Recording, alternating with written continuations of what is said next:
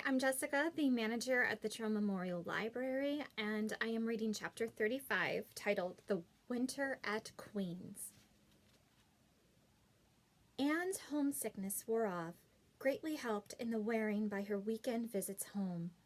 As long as the open weather lasted, the Avonlea students went out to Carmody on the New Branch Railway every Friday night.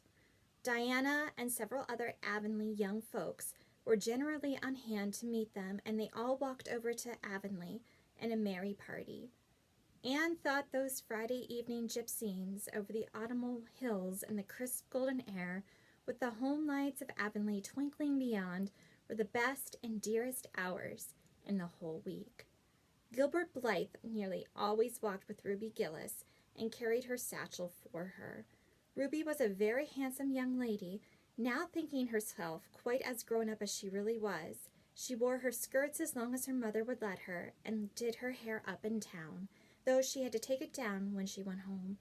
She had large, bright blue eyes, a brilliant complexion, and a plump, showy figure. She laughed a great deal, was cheerful and good-tempered, and enjoyed the pleasant things of life frankly. "But I shouldn't think she was the sort of girl Gilbert would like," whispered Jane to Anne. Anne did not think so either, but she would not have said so for the Avery scholarship. She could not help thinking, too, that it would be very pleasant to have such a friend as Gilbert, to jest and chatter with, and exchange ideas about books and studies and ambitions. Gilbert had ambition, she knew, and Ruby Gillis did not seem the sort of person with whom such could be profitably discussed. There was no silly sentiment in Anne's ideas concerning Gilbert. Boys were to her, when she thought about them at all, merely possible good comrades. If she and Gilbert had been friends, she would not have cared how many other friends he had, nor with whom he walked. She had a genius for friendship. Girlfriends she had in plenty, but she had a vague consciousness that masculine friendship might also be a good thing to round out one's conceptions of companionship and furnish broader standpoints of judgment and comparison. Not that Anne could have put her feelings on the matter into just such clear definition, but she thought of that if Gilbert had ever walked home with her from the train, over the crisp fields and along the ferny byways, they might have had many and merry and interesting conversations about the new world that was opening around them and their hopes and ambitions therein. Gilbert was a clever young fellow with his own thoughts about things and a determination to get the best out of life and put the best into it.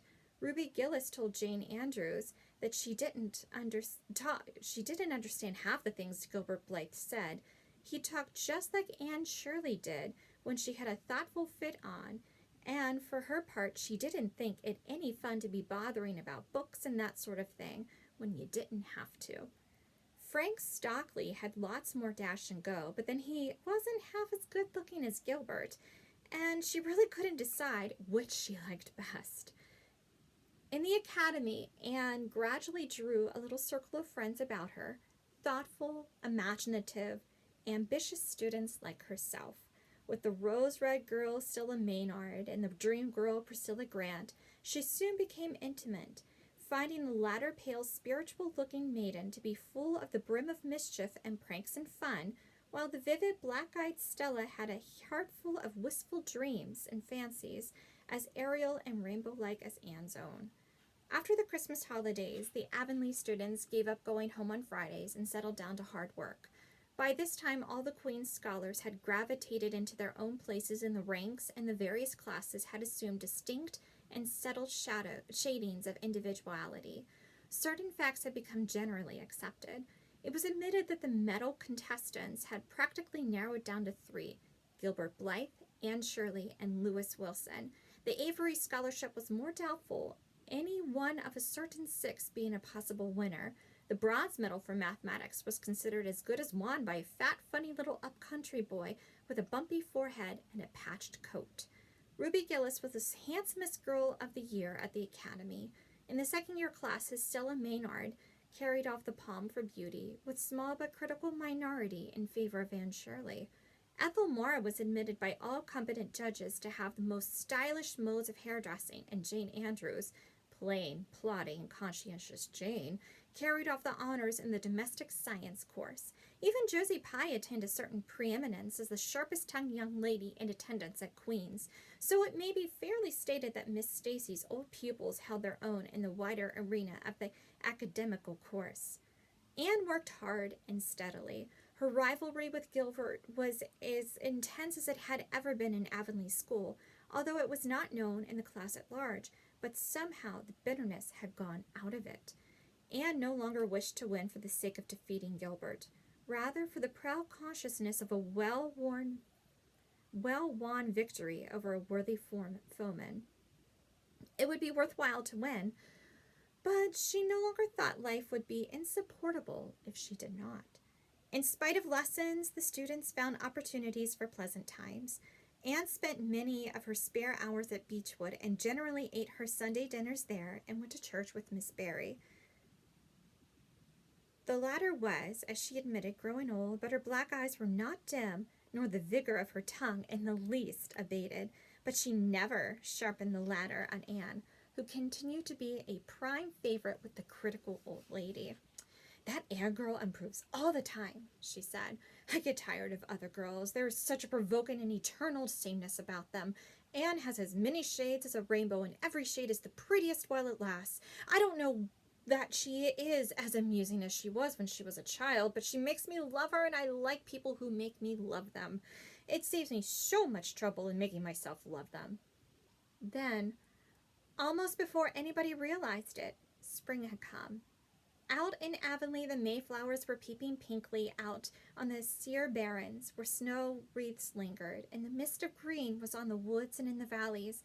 But in Charlottetown, harassed Queen's students thought and talked only of examinations. "It doesn't seem possible that the term is nearly over," said Anne.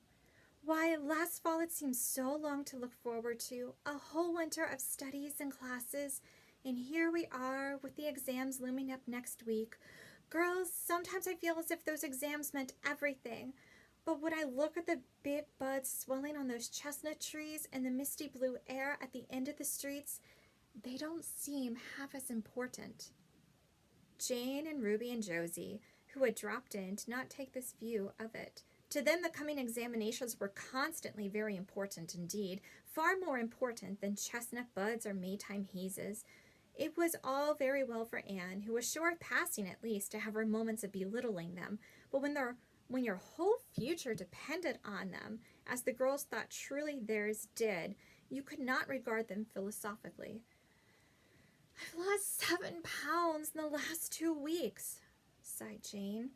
"It's no use to say don't worry. I will worry. Worrying helps you some. It seems as if you were doing something when you're worrying. It would be dreadful if I failed to get my license after going to Queen's all winter and spending so much money." "I don't care," said Josie Pye. "If I don't pass this year, I'm coming back next. My father can afford to send me.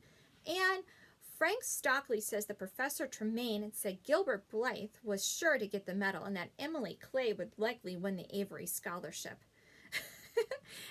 "That may make me feel badly tomorrow, Josie," laughed Anne.